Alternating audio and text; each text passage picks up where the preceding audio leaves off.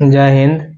हम लोग पिछले वीडियो में देखे थे नेहरू रिपोर्ट के बारे में, जो आया था 1928 में, और लास्टली जिसको क्या किया गया था 10 अगस्त 1928 को आयोग सर्वदलीय सम्मेलन में अपनी रिपोर्ट प्रस्तुत की थी, जिसे स्वीकार लिया गया था, जिसके अध्यक्ष था डॉक्टर अंसारी कर रहे थे। अब उस प्रमुख प्रस्ताव में क्या क्या मांग था, यह आज देखते हैं आज की वीडियो में।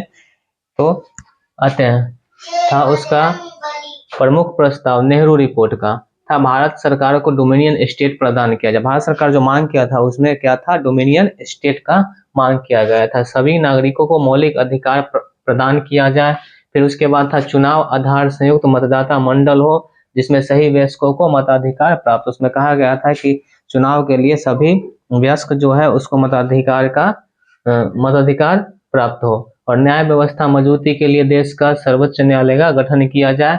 अगला था महिलाओं को पुरुषों को समान अधिकार प्रदान करना। यह भी नेहरू रिपोर्ट में मांग किया गया था कि महिलाओं को क्या है, समान अधिकार प्रदान किया जाए। धर्म को राजनीति से अलग रखा जाए। उस वक्त क्या था कि उस वक्त जो हुआ था, धार्मिक रूप से अंग्रेज जो थे वो अपना क्रिश्चियन का प्रचार प्रसार करते थे, इसलिए साइमन कमीशन भारत आया था 3 फरवरी 1928। चूंकि यह 1928 में नेहरू रिपोर्ट का अथी हुआ था, इसलिए इससे जुड़ा था, इसको लिख दिया गया है। साइमन कमीशन भारत आया था कब, 1928 में 3 फरवरी को।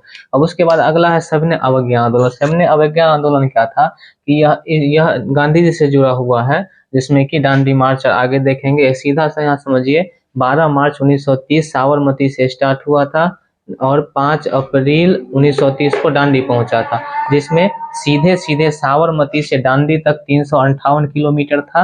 और ऐसे कि जब गांधी जी चले थे साबरमती से तो घूमते हुए गए थे, कहीं कुछ कहीं मतलब क्योंकि गली, तो टोटल उनका लंबाई जो दूरी था वो था 385 किलोमीटर का। इसमें उनके साथ साबरमती से दांडी में 77 भारतीय थे और एक विदेशी था। एक विदेशी मतलब वो जो पत्रकार थे उनका नाम था वेब मिलर। गांधी इरविन बातचीत 18 फरवरी 1931 को स्टार्ट हुआ और समझौता हुआ था 5 मार्च 1931 दिल्ली में।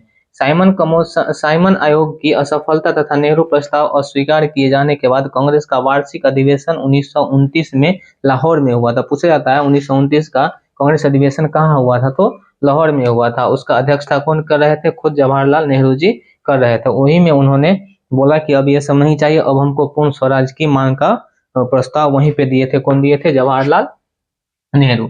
अब नेक्स्ट है, गांधी जी ने वायसराय इरविन के समक्ष 11 सूत्री मांग रखी थी, जिस पर वायसराय कोई विचार नहीं किया था। 14 फरवरी 1930 को साबरमती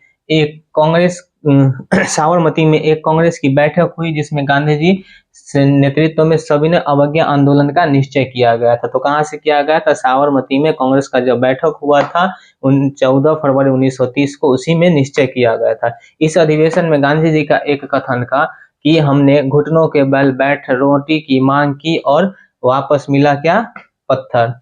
ये गांधी जी का कथन है। अब दांडी यात्रा सा छोटा सा टॉपिक है। ये आरंभ हुआ था 12 मार्च 1930 को, खत्म हुआ था 6 अप्रैल 1930 को। यहाँ 5 अप्रैल तक चला था, लेकिन 6 अप्रैल को नमक कानून को तोड़ दिया गया था, इसके लास्ट डेट दिया था 6 अप्रैल 1930। अब नेक्स्ट है, उसमें स्वयं सेवक मतलब कि उनके साथ जो सहयोगी थे वो थे 78 आदमी, जिसमें से 77 भारतीय थे और एक विदेशी था, उनका नाम था वेब मिलर। अवधि उसका था 24 दिन का, जिसमें दांडी पहुंचे थे 5 मार्च 1930 को। जब साबरमती से चले थे ना, तो 5 मार्च 1930 को कहाँ पहुंचे थे, दांडी। उसी को दांडी यात्रा बोला जाता है। नमक कानून को तोड़े थे 6 अप्रैल 1930 को, और टोटल दूरी जो साबरमती से दांडी तक का था वो था 358 किलोमीटर, और गांधी जी जो चले थे वो था 385 किलोमीटर।